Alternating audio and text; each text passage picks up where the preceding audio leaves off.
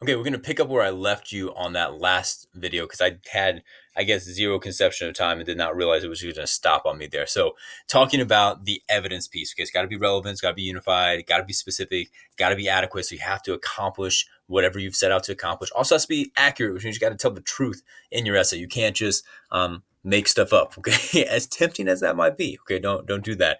It also has to be representative, which means you have to use evidence that actually supports the topic that you are trying to support. So you can't just pull an isolated event out and use that to like prove your entire claim. So you couldn't, for example, say, I know that all 6 year old boys own teddy bears with ninja stars attached to their sides because when I was a 6 year old boy, I had a teddy bear like that.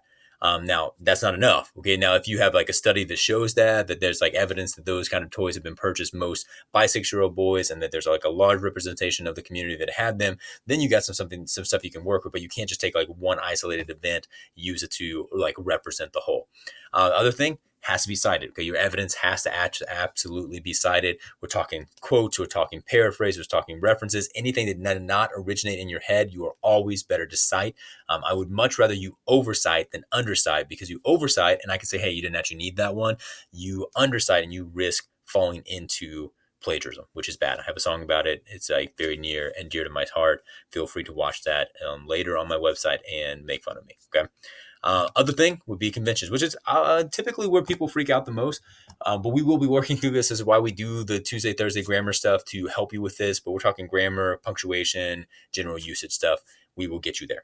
Last thing I want to talk about in this particular video, which hopefully we make it through, is the idea of pre-writing. Okay.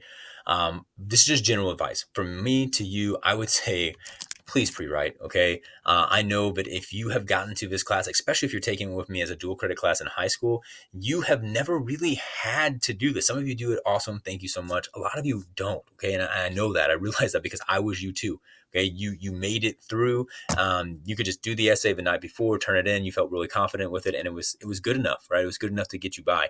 But good enough isn't where I want you to be in this class. Okay. Good enough is what got you into this class. Excellent is what I want you to get out of this class. Okay. So I want you to be doing some brainstorming.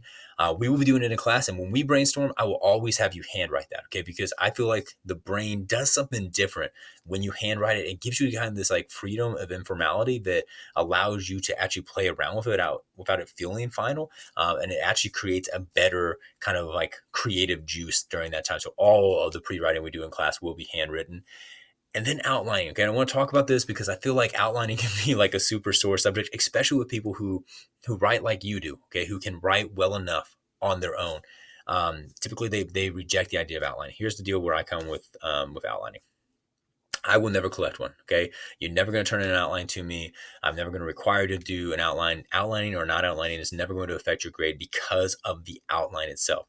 However, I firmly believe that outlining can positively affect your grade because it can totally transform your writing. Okay. I got a hold of outlining in college. Outlining is when, college rather, is when I started doing outline. Up until that point, I really never felt like I had to do it.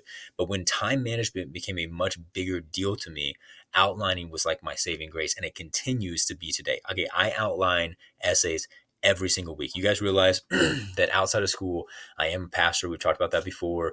And because of that, like not only am I preparing sermons every week, but I actually create a manuscript for those sermons that I will then post up on our church's blog. Okay. And so I'm writing essays every single week. Okay. And I'm also still teaching and, parenting 4 children, grading a ton of essays, working part-time for the local colleges here, and then coaching various sports teams for my children as well. Like my life is incredibly busy. And so if I don't manage my time well, like I'm never going to get all these things done. And so outlining is a huge part of what I do. So very beginning of the week, starting on Monday, I start digging into whatever I'm going to be covering. And I start by finding main points, figuring out what my thesis is going to be. Like I have a gist statement is my thesis. And then I outline that every single week. And I develop that outline and I do that. And I've found that if I don't, it's going to be super hard. But once I've done the outline, all that work is there for me. So that writer's block of not knowing what I'm going to say next, that is taken care of because I already have my outline. All I have to do now is fill in those blanks. Okay. And I feel like outline can do the exact same thing for you as well. It shows you if you have enough content, it gets you ready for that. So I recommend please outline. Yeah, I figured it's going to stop. Oh, it says it's going to stop in -minutes.